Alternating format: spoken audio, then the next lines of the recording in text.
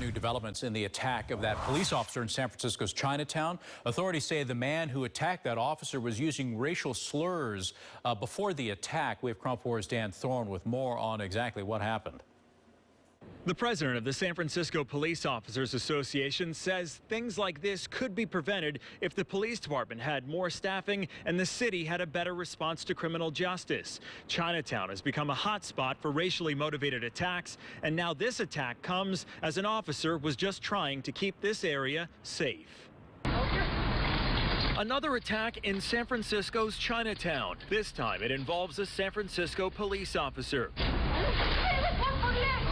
Witnesses say before the suspect threw the officer to the ground, he was spewing racial slurs at people walking along Kearny Street. He was saying something about Chinese people, like Chinese people don't belong here or something. David Yee saw the man identified as 33-year-old Gerardo Contreras about an hour before the attack. Turn around.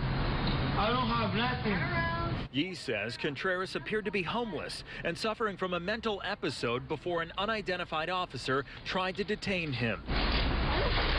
Witnesses rushed to the officer's aid, striking and pulling at Contreras while the officer was pinned down.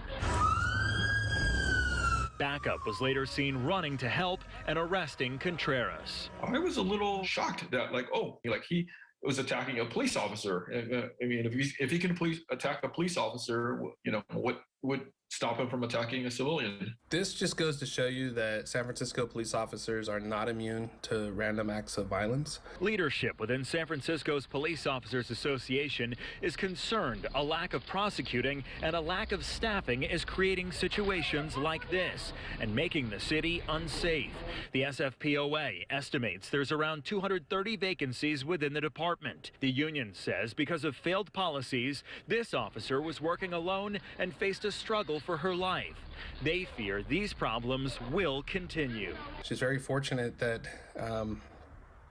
she didn't suffer either additional injuries or worst case scenario, death.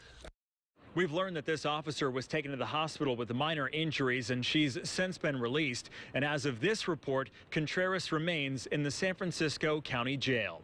Reporting in San Francisco, Dan Thorn, KRON 4 News. Well, in Southern California.